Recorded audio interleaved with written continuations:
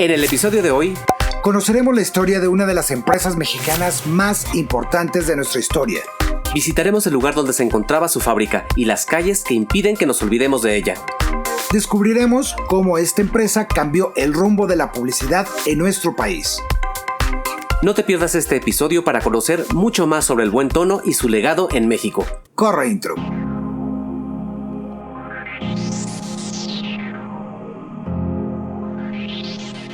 Conocer verdaderamente un lugar es conocer sus costumbres, su historia, su pasado y actualidad. Bienvenidos a Love MX.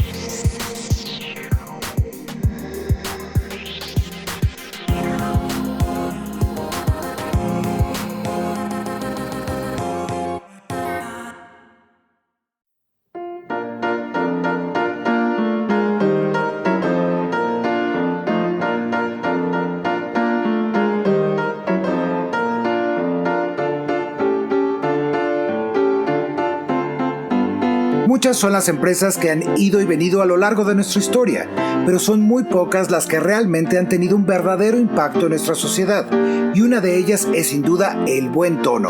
Quizá no te diga mucho su nombre, aunque habrá quien haya escuchado hablar de ella, pero son muy pocos los que aún la recuerdan, pues dejó de existir en los años 60 del siglo pasado. Hoy te contamos sobre ella y las cosas que dejó como legado en nuestro país.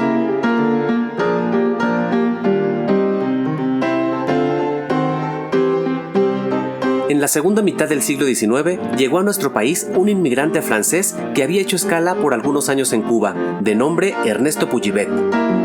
Él, como muchos otros franceses de la época, buscaban una mejor calidad de vida fuera de Europa. Ya hemos abordado en varias ocasiones las oportunidades que México le daba a europeos en busca de una mejor vida durante el siglo XIX, en especial a los franceses.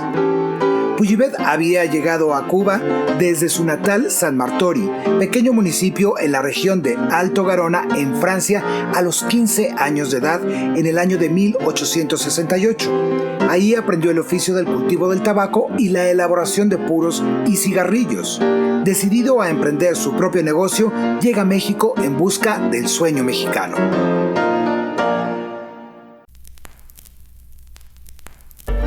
El franco-mexicano puso su primer negocio de cigarrillos en la antigua calle de Puente Quebrado, hoy República del Salvador, aquí en el centro histórico de la Ciudad de México, llamándola El Buen Tono. La fecha en que funda su pequeña empresa es incierta. Años más tarde de que abriera sus puertas, una cápsula informativa del Buen Tono decía que se había inaugurado en el año de 1875. Sin embargo, la investigadora Telma Camacho Morfín difiere, pues no se ha encontrado ningún testimonio de ella antes de 1885, cuando es la fecha de las primeras marcas de cigarrillos producidas por la empresa, por lo que en generalidad se toma el año de 1884 como fecha probable.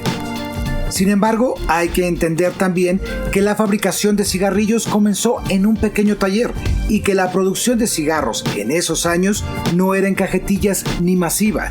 Se vendían sueltos en tiendas y el mismo Puyivet se sabe que los vendía de puerta en puerta.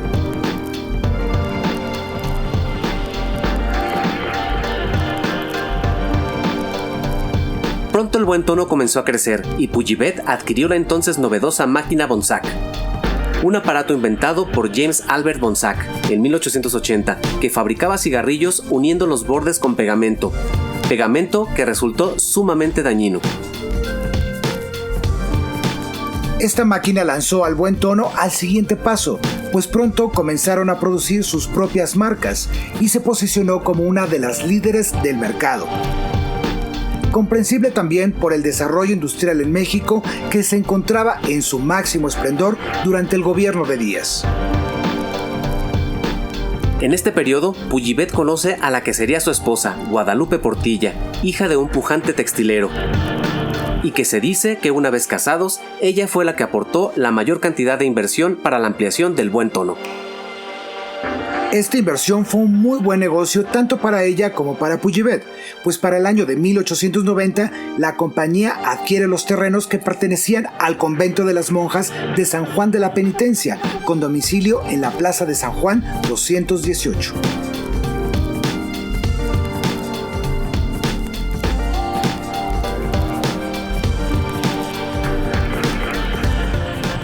Aquí es donde se encontraba pues la famosa tabacalera del Buen Tono. Aquí donde está esto de Teléfonos de México, en esta esquina es donde estaba el hermoso edificio del Buen Tono, pero pues ya no queda absolutamente nada de él. Ya solamente tenemos una antena enorme. Ahí vimos un pedacito nada más de lo que era la fábrica del Buen Tono.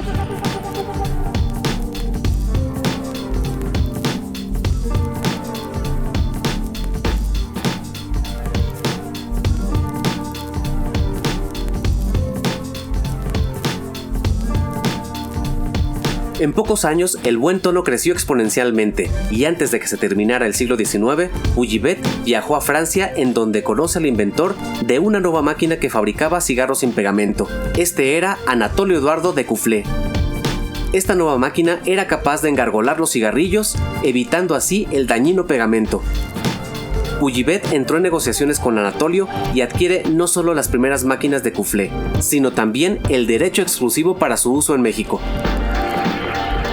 Con la inversión de aquel primer capital, Pujibet y su esposa Guadalupe formaron la primera sociedad anónima de la empresa, llamada Compañía Manufacturera de Cigarros Sin Pegamento El Buen Tono, Sociedad Anónima, con la nada despreciable suma de $1,000,000 para el año de 1893.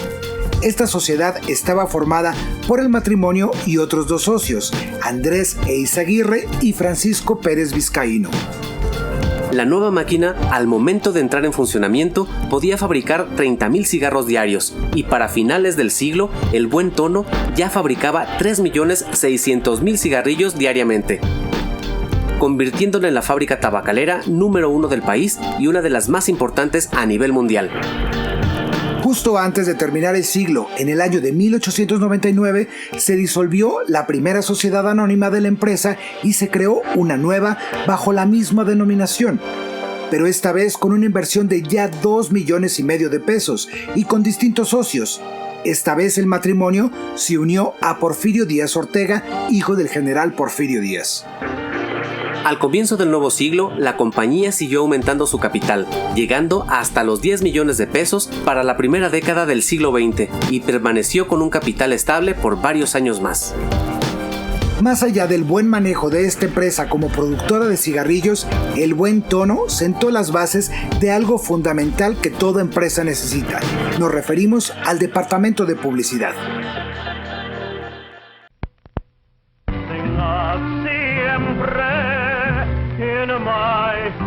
Cuando el Buen Tono construyó sus nuevas instalaciones, estas contaban con su propio departamento litográfico, donde se diseñaban e imprimían no solo las cajetillas, sino también toda su publicidad.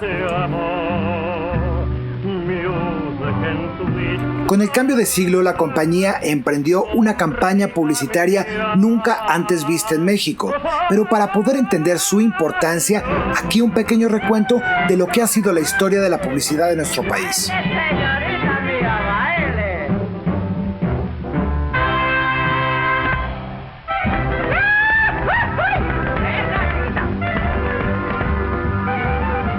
La publicidad no es un invento moderno, a diferencia de lo que muchos nos quieren hacer creer, y por lo menos tiene unos 3,000 años de antigüedad.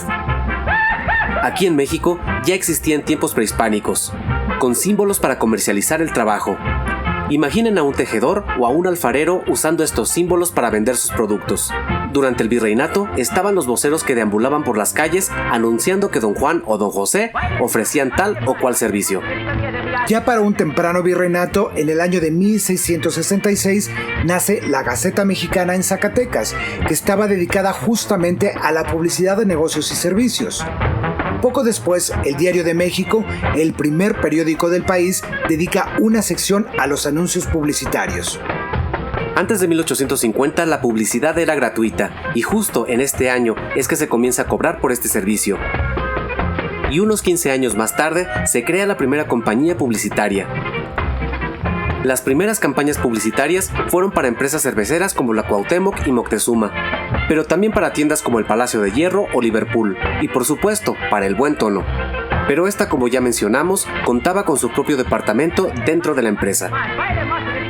El Buen Tono tenía como jefe de departamento creativo al talentoso Juan Bautista Urrutia, un personaje poco conocido de nuestra historia, pero que debemos valorar por su aporte a la publicidad y a la historieta en México. Urrutia se encargó de todas las campañas publicitarias de la compañía y a la creación de todas sus cajetillas.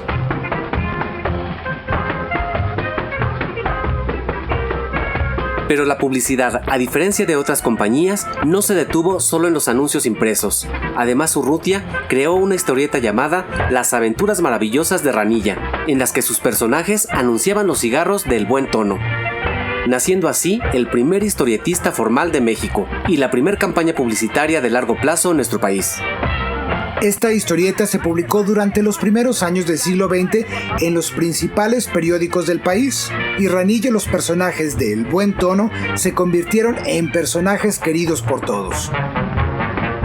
Las ideas progresistas de Pujibet hicieron que su compañía no solo se publicitara así, también comenzó a hacer campaña en el cine y ofrecía funciones gratuitas al aire libre, echando mano de todos los avances tecnológicos de la época.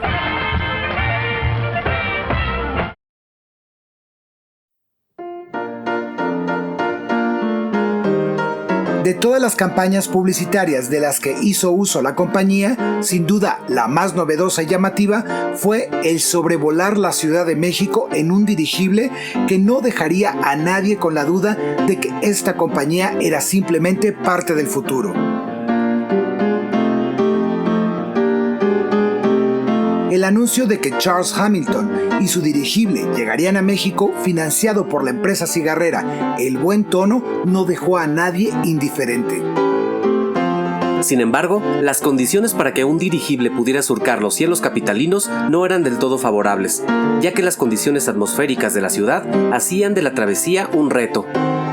Dirigibles anteriores en otras partes del mundo, como en Francia, habían hecho sus demostraciones en lugares donde su cercanía al nivel del mar facilitaban su elevación. La expectativa popular crecía y al mismo tiempo la presión por parte de las autoridades también, ya que incluso se temía una fuerte protesta si el dirigible era incapaz de elevarse. Pese a todo esto, el sábado 5 de enero de 1907, en una rara y acelerada burocracia, se llevó a cabo la inspección del dirigible, dando su visto bueno para que navegara los cielos mexicanos.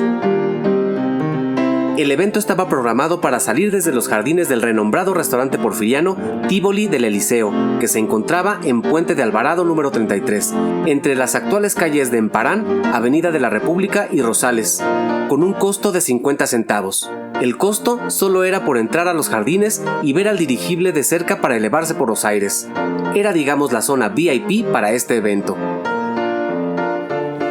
Al día siguiente de su inspección, el 6 de enero, la tabacalera mexicana, principal competidora de El Buen Tono, haría mofa de este evento, caricaturizando el dirigible yendo a pique desde el Popocatépetl, con el letrero de El Buen Tonto. La incredulidad de muchos, incluida la tabacalera mexicana, fue acallada ese mismo día, pues el dirigible despegó y se lanzó a los vientos de la ciudad para asombro de todos. Sin duda, ese fue el evento más importante de aquel 1907 en el país, y con ello, El Buen Tono se consolidaría como la indiscutible empresa del mañana.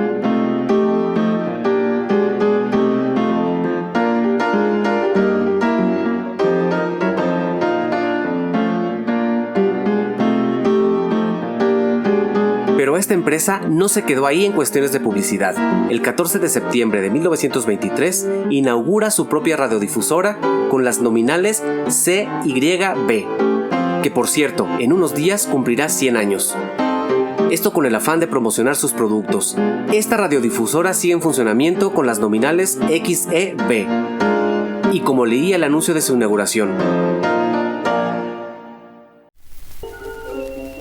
En el rancho rancho más remoto del continente americano, estará usted en contacto continuo con la civilización de las capitales. El Buen Tono, sociedad anónima, siempre a la vanguardia de la civilización y del progreso, está estableciendo una potente estación central transmisora de radiotelefonía, o sea, telefonía sin alambres, que alcanzará a enviar a las distancias más lejanas del continente americano las noticias sensacionales del día, las observaciones meteorológicas de interés para los agricultores y conciertos ejecutados por afamados artistas.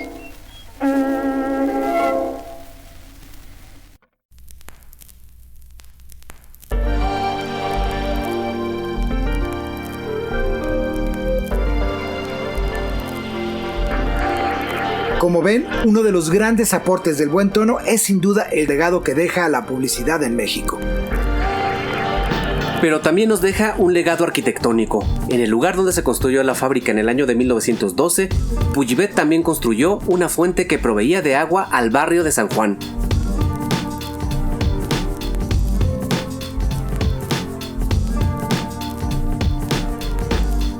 También la hermosa iglesia en estilo ecléctico, dedicada a la Virgen de Guadalupe, en honor a su esposa, o como normalmente se le conoce, como el Templo del Buen Tono, siendo así el único templo del país que es nombrado por una empresa.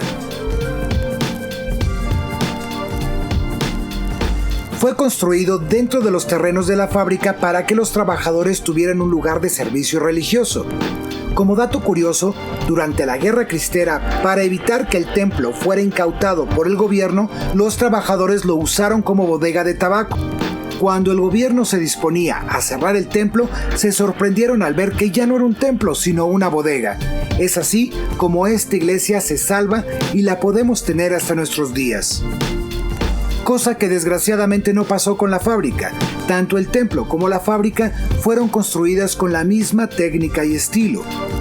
Como ya mencionamos, los terrenos donde se alzaba la fábrica pertenecían al antiguo convento de San Juan de la Penitencia, y fue el mismo Miguel Ángel de Quevedo el encargado de demoler y construir el nuevo templo en su lugar.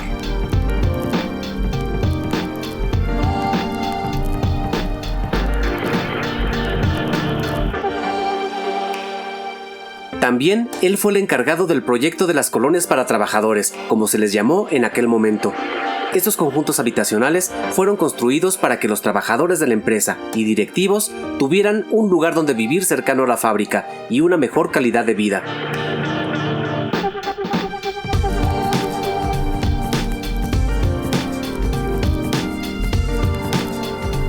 Fueron llamados como las principales marcas de cigarros que fabricaba el Buen Tono, nombrándole ahora simplemente el conjunto Mascota, que según su nieta era como cariñosamente Pujibet le decía a su amada Guadalupe.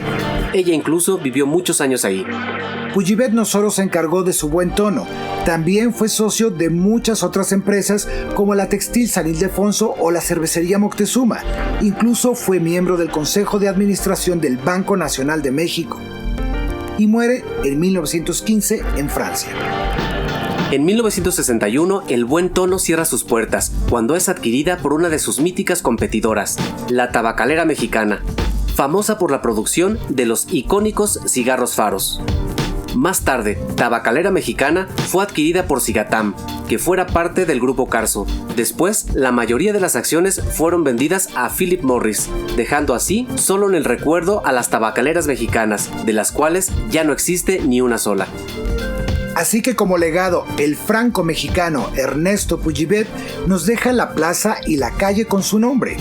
La calle de El Buen Tono, el Templo, la XEB, el Mercado de San Juan Pujibet, el conjunto Mascota y por supuesto su valioso aporte a la publicidad moderna mexicana, que aún en algunos lugares sigue haciendo su cometido publicitario, como en esta banca de Yautepec, Morelos, aunque ya no haya ni un solo producto que comprar de esta legendaria empresa mexicana.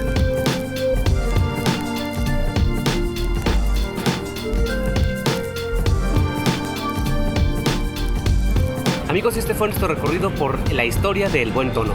Con tantas historias, ¿verdad?, que se desprendieron de esta compañía y que ahora pues solamente vive en el recuerdo y que podemos ver ahí solamente en museos de los paquetes, la historia de lo que fue esta tabacalera con tantísima tradición, pero pues que desgraciadamente ya desapareció y, como les digo, solamente queda en nuestros recuerdos. Así es, amigos, y afortunadamente todavía queda este pequeño pedazo, esta pequeña parte con la que podemos recordar este edificio emblemático.